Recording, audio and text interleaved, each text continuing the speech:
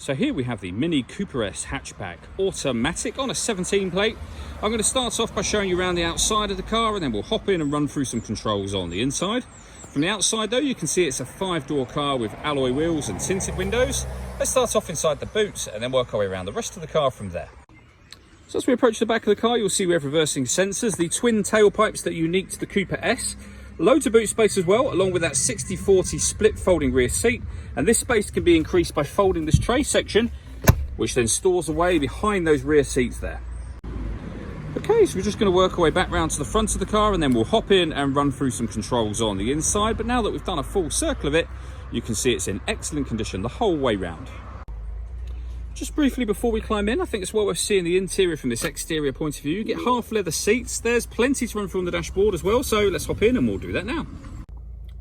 Okay, now that we're inside the car, we're going to start with the dials. On the left-hand side, we have the rev counter. We have the speedometer in the middle and the fuel gauge on the right-hand side. Also in the middle there, you can see the total miles for this car. They are 23,790. The information displayed above that can be changed using buttons on the steering wheel for various bits of trip computer and car information. You can have, if you wish to, a digital readout for the speedometer displayed there, as you can see. If we back out to the steering wheel, on the left-hand side, we have cruise control and speed limiter, and on the right-hand side, stereo and phone controls. Just behind the steering wheel, we have a minus paddle and the plus on the other side here. That is so that you can change gear manually with this automatic gearbox, should you wish to. Over in the center, we have the main screen for the cars. This is where you can access various things, including satellite navigation. All the movement on the screen is being done using the system down here. So this dial, essentially, this collection of buttons as well, but you can do virtually everything from the dial. So you can see the satellite navigation screen just there. That's the XL screen in a Mini. So really, really clear, very wide screen, as you can see. There's a full video showing how the satellite navigation works, which you can find on our website and on our YouTube channel. When it comes to music, we have the radio, of course. You can see FM, AM and DAB radio just there. If you want to listen to your own music, you can do that under the media heading. And you can see there are plenty of ways to listen to your own music, and they include USB input. You can stream your music wirelessly via Bluetooth audio, and we have auxiliary input as well.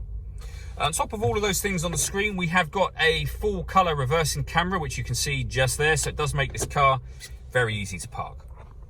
Working our way down, we have dual zone climate control. So you can adjust the passenger and driver temperatures. You can increase and decrease the fan speed. You can determine what direction you'd like the air to be distributed in. When you're happy with those settings, this button turns the air conditioning off in this case, or back on again. Or you can hit auto. In doing so, the car will maintain these temperatures by taking full control of the fan speed for you. And you can override that whenever you wish to, just by pressing the auto button again. This car's also got a heated driver seat with 3 different heat settings, and the same on the passenger side just there.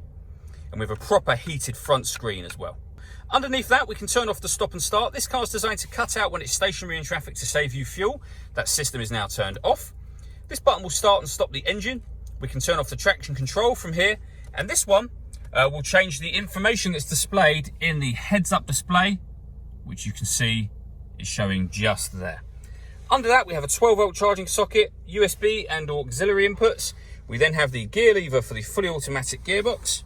The buttons I went through just a moment ago. And then finally, this button just here. This enables you to put the car into sport mode, mid mode, which is your everyday driving, and green mode, so for environmental, fuel economy, etc.